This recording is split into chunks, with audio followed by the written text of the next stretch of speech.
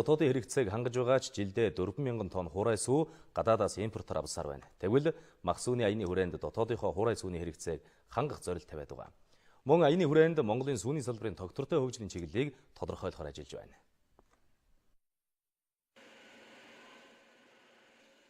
Нийслэлийн хэмжээнд шингэн сүүний 10 гаруй үйлдвэр жилдээ 70 гаруй сая литр сүү нийлүүлж хотын иргэдийн сүүний хэрэгцээг хангаж байна. Тэгвэл цаашид иргэдийнхээ шингэн сүүний хэрэглээг нэмэгдүүлэх, үдийн цай хөтөлбөрт сүүн бүтээгдэхүүн түлхүү хэрэглэх талаар ярилцаж байгаа юм байна.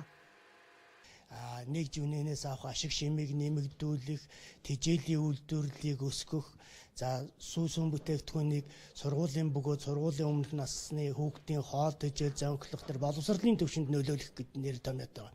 Энэ яг сүүн бүтээгдэхүүнийг зөвхөн чиргэлснээр өр хүүхдүүд маань яс шүд гэхээсээ илүү хүүхдийн ургуулсан бодох оюуны сэтгэх чадвар өсдөг гэдэг нь олон улс туушаа тэртээ дөрвө батлагдсан юм.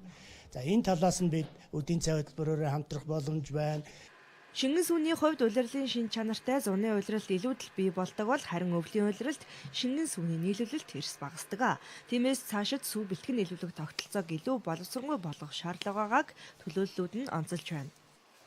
Тухайлбал одоо бид нарт орчин сүм фермерийн аж ахуйн хүчин чадал бага, хоёрдугаарт нүүдлийн мал аж ахуйдаар суурилсан сүү бэлтгэл байгаа учраас одоо улирлын хэлбэлцлүүд их байна. Одоо өвөлдөө сүүний бэлтгэл эрс багасах.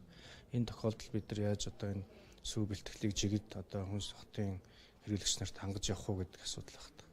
Тэгэхээр энэ чиглэлээр бид нарт сүүний бэлтгэлийг нэмэгдүүлэх чиглэлээр л энэ малчид, фермчид, төрийн байгууллагууд энэ чиглэлээр яаж хамтарч ажиллах вэ гэдэг дээр ажиллаж байна. Манай улс шингэн сүнийхээ дотоодын хэрэгцээг ийхүү бүрэн хангаж байгаач жилдээ 4,000 орчим тонн хуурай сүүг гадаадаас импортоор авсаар байна. Тиймээс нөөц боломжоо ашиглан хуурай сүүний үйлдвэр барьж импортоор орж ирж байгаа хуурай сүүний хэрэглээгээ халах зорилт тавиад байгаа. Энэ ч үүднээс эхний ээлжинд шингэн сүг хуурай сүү болох тоног төхөөрөмжийг нэвтрүүлсэн. Ашиглагдахгүй байгаа нөөц зүүн боловсруулаад дотоодынхаа хэрэглээг бий болгож цаашд болвол бас экспортлох боломжийг хайж байгаа.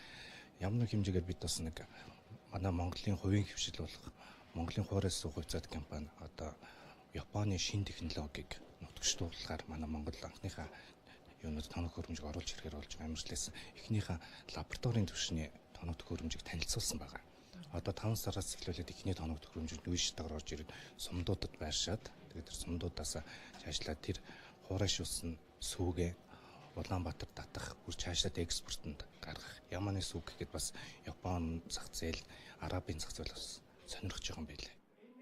Мөн мах сүүний аяны хүрээнд нэгдсэн үндэсний байгууллагын Азийн бүсийн сүв үйлдвэрлэлийн холбоонд нэгдэж, бусад улстай туршлага солилцох, энэ салбарт хөрөнгө оруулалт татах, Монголын сүүний салбарын доктортой хөгжлийн чиглэлийг тодорхойлохоор ажиллаж байгаа юм байна.